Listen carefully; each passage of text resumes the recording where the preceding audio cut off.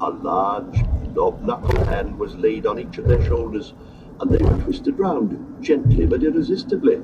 Then two great arms lifted them up. They found that they were looking at a most extraordinary face. It belonged to a large, man-like, almost troll-like figure, at least 14 feet high, very sturdy, with a tall head and hardly any neck. Whether it was clad in stuff like green and grey bark, or whether that was its hide, was difficult to say. At any rate, the arms, at a short distance from the trunk, were not wrinkled, but covered with a brown, smooth skin. The large feet had 7 toes each. The lower part of the long face was covered with a sweeping grey beard, bushy, almost twiggy at the roots, thin and mossy at the ends. But at the moment the hobbits noted little but the eyes. These deep eyes were now surveying them, slow and solemn, very penetrating. They were brown, shot with a green light. Often afterwards Pippin tried to describe his first impression of them. One felt as if there was an enormous well behind them, filled up with ages of memory and long, slow, steady thinking, but their surface was sparkling with the present, like sun shimmering on the outer leaves of a vast tree or on the ripples of a very deep lake. I don't know, but it felt as if something that grew in the ground, asleep you might say, or just feeling itself as something between root tip and leaf tip, between deep earth and sky, had suddenly waked up, and was considering you with the same slow care that it had given to its own inside affairs for endless years. "Hrum, murmured the voice, a deep voice like a very deep woodwind instrument. "Very odd indeed. Do not be hasty, that is my motto. But if I had seen you before I heard your voices, I liked them. Nice little voices. They reminded me of something I cannot remember.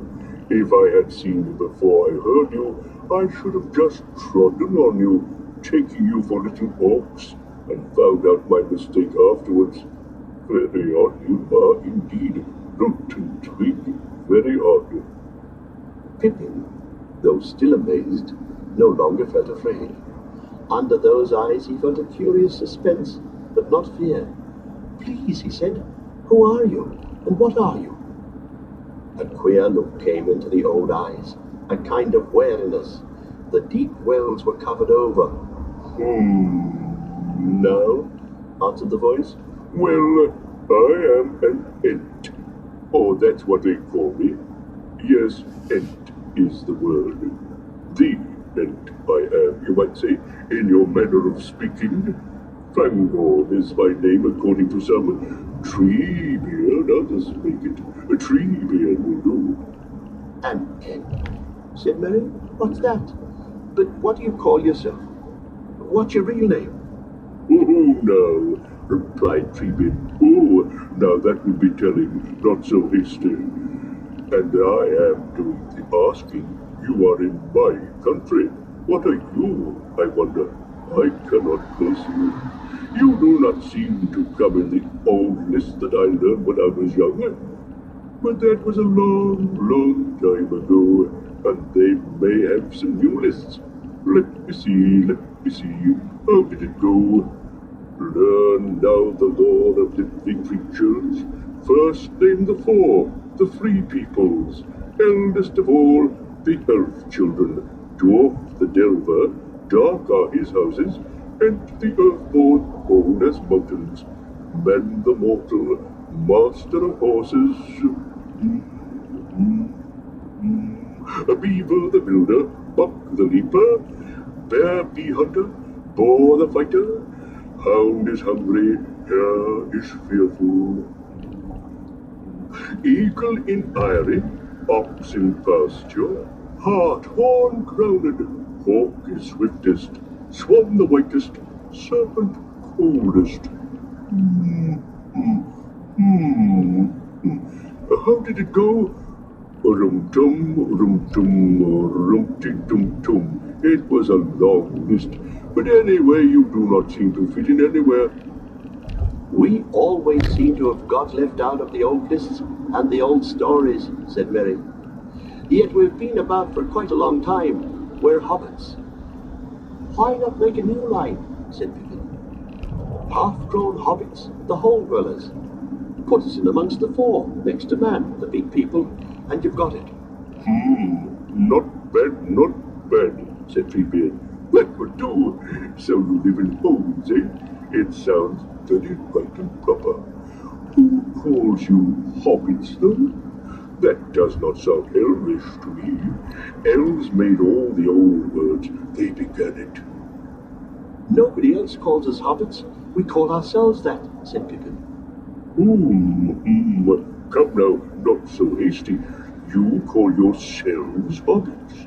But you should not go telling just anybody. You'll be letting out your own right names if you're not careful. We aren't careful about that, said Mary. As a matter of fact, I'm a Brandybuck, Mariana Brandybuck, though most people call me just Mary. And I'm a Took, Peregrine Took, but I'm generally called Pippin, or even Pip. But you are a stiff-up, I see, said Peter. I am honored by your confidence, but you should not be too free all at once. There are ents and ents, or there are ents and things that look like ents, but ain't, as you might say. I'll call you Mary and Pippin, if you please. Nice names. For I am not going to tell you my name, not yet at any rate. A queer, half-knowing, half-humorous look came with a green flicker into his eyes. For one thing, it would take a long while. My name is growing all the time, and I've lived a very long time, so my name is like a story. Real names tell you the story of the things they belong to in my language. In the old Entish, as you might say. It is a lovely language, but it takes a very long time to say anything in it, because we do not say anything in it unless it is worth taking a long time to say and to listen to. But now... And the eyes became very bright and present, seeming to grow smaller and almost sharp. What is going on? What are you doing in it all? I can see and hear and smell and feel a great deal from this la rumba commander lindo gorume. Excuse me, that is a part of my name for it. I do not know what the word is in the outside languages.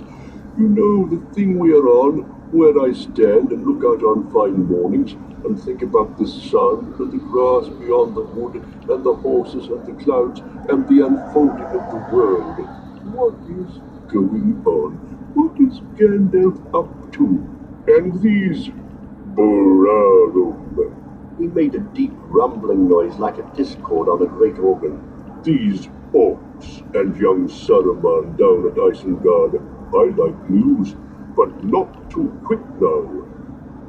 There is quite a lot going on, said Mary, and even if we tried to be quick, it would take a long time to tell. But you told us not to be hasty. Ought we to tell you anything so soon? Would you think it rude if we asked what you were going to do with us and which side you're on? And did you know Gandalf? Yes, I do know him. The only wizard that really cares about trees, said Treebeard. Do you know him? Yes, said Pippin sadly. We did. He was a great friend, and he was our guide. Then I can answer your other questions, said Treebeard. I am not going to do anything with you, not if you mean by that do something to you without your leave. We might do some things together. I don't know about sides. I go my own way, but your way may go along with mine for a while. But you speak to Master Gandalf as if he was in a story that had come to an end. Yes, we do, said Pippin sadly. The story seems to be going on, but I'm afraid Gandalf has fallen out of it. Oh, come now, said Treebeard. Oh, well. He paused, looking long at the hobbits. Well, I do not know what to say. Come now. If you would like to hear more, said